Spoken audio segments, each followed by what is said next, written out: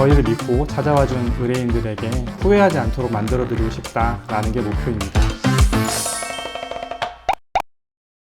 안녕하세요. 법무법인 고운의 부동산 전담팀장 서진수 변호사입니다. 또 오늘은 많은 분들이 궁금해하시는 집합건물 관리단지패를 어떻게 여는지에 대해서 알려드리려고 합니다. 일단 가장 먼저 누가 관리단지패를 소집할 수 있는지, 즉 소집권자가 누구인지가 문제인데, 관리인이 있을 때는 기본적으로 관리인이 소집권자다라고 생각하시면 됩니다. 따라서 관리인이 있다면 관리인을 통해서 관리단지패를 열면 된다 정도로 생각하시면 되는데, 자, 이제 관리인한테 이야기를 해도 관리인이 관리된 지패를 소집하지 않는 경우가 있습니다. 이럴 때는 구분 소유자의 5분의 1이 소집 동의를 받아서 관리인에게 요청을 하시면 되고, 근데 그렇게 했는데도 관리인이 관리단지패를 소집하지 않는 경우에는 법원의 허가를 받아서 관리단지패를 소집하시면 되는 겁니다. 자, 예를 들어서 관리인과 구분 소유자들 사이에 다툼이 있는 경우에 이 현재 관리인을 해임하고 새로운 관리인을 선임하겠다라고 하면서 지패를 소집해달라고 요청하면 이 관리인 입장에서는 당연히 이런저런 핑계를 대면서 소집 통지를 하지 않을 수가 있겠죠. 이제 그럴 때 구분 소유자 5분의 1이 법원 허가 받아서 관리단지패를 소집한 다음에 관리인을 해임시킨다 라고 생각하시면 되는 겁니다. 근데 이것과는 다르게 관리인이 처음부터 없는 경우도 있는데, 이제 그럴 때는 구분 소유자 5분의 1이 소집 동의를 받아서 스스로 지패를 열면 되고, 이때는 법원의 허가도 필요 없다라고 생각하시면 됩니다. 이렇게 해서 소집권자에 대해서 설명을 해드렸고, 이제 다음으로는 소집 통지를 어떻게 하는지 알려드리겠습니다. 이 직권법 34조 보면 관리단 집회일 일주일 전에 회의의 목적사항을 구체적으로 밝혀서 각 구분 소유자에게 통지하여야 한다라고 규정하고 있는데, 예를 들어서 설명드리면 9월 30일이 관리단 집회일이라고 하면은 여기서 8을 뺀 9월 22일 밤 12시까지는 통지를 해야 된다 라고 생각하시면 되는데, 사실 이 부분은 소송에서 굉장히 많이 다퉈지기 때문에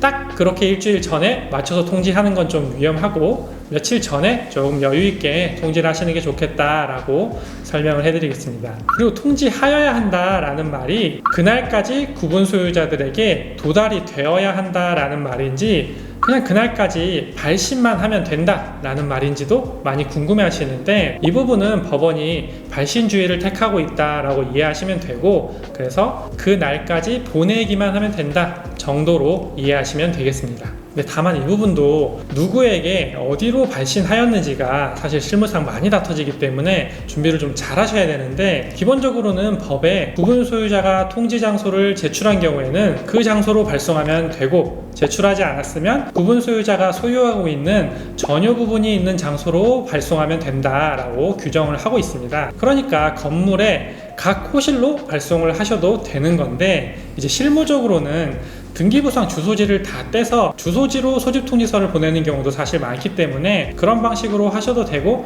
그냥 둘 다 하셔도 사실 괜찮습니다. 근데 한편 또 여기서 이제 많이들 헷갈려 하시는 게, 집합건물 내에 적당한 장소에 게시를 하면, 뭐 엘리베이터 앞이나 이런 출입구 쪽에다가 게시하면 그것으로 소집통지를 가름할 수 있다고 들었는데 그렇게 하면 되는 거 아니냐 라고 이제 물어보시는 분들도 많은데, 이제 그거는 규약으로 미리 정하고 있을 때 가능한 것이기 때문에, 규약으로 미리 정하지 않은 경우에는 그런 식으로 소집 통지를 하면 안 된다라고 생각을 하셔야 됩니다. 소집 통지를 어떻게 하는지까지 알려드렸는데, 그럼 이제 관리단지패가 개최가 될 테니까 거기서 의결을 하시면 되는데, 의결 방법에 대해서도 좀 설명을 해드리겠습니다. 이 관리단지패 의결은 구분 소유자의 과반수 및 의결권의 과반수로 하도록 되어 있는데, 여기서 이제 구분 소유자의 수와 전유 부분 지분이 모두 과반수가 되어야 한다라는 것에 주의를 하셔야 됩니다. 또 여기서 예를 하나 들어드리면, 한 건물에 7개의 호실이 있는데 그중 4개의 호실은 1명이 소유하고 있고 나머지 3개는 3명이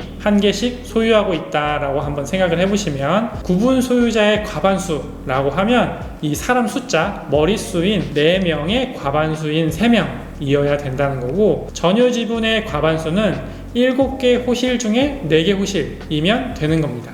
따라서 한 명이 지금 과반수에 해당하는 4개 호실을 다 가지고 있더라도 나머지 3명이 반대를 해서 구분 소유자의 숫자가 과반수를 못 넘으면 의결을 못 한다라고 이해를 하시면 되겠습니다. 자, 자, 이게 지금까지 설명해드린 것처럼 소직권자가 소직 통지를 잘 해서 구분 소유자의 과반수, 의결권의 과반수를 확보해가지고 의결을 하면 되는 거다 정도가 여러분이 아시면 되는 부분인데, 사실 이렇게 저희가 영상으로 열심히 설명을 해드려도 막상 실제로 관리단지회를 열고 의결을 하려고 하면 분명히 어려움이 있으실 겁니다. 생각하지 못한 여러 가지 일들이 항상 발생하기 때문에 지금 저희가 말씀드리는 것 이외에도 다양한 문제들이 발생하실 수 있는데, 이제 그런 경우에는 저희 법무법인 고운에서 관리단지회를 개최하는 절차나 관리인을 선임하는 절차 등에 관해서 좀 포괄적으로 도움을 드리고 있으니까 이 영상 보시고 궁금한 점 있으시면 연락을 주시면 되겠습니다. 자, 이렇게 해서 서진수 변호사의 상담실로 여기까지 하도록 하고 다음에도 유익한 정보로 찾아뵙도록 하겠습니다. 감사합니다.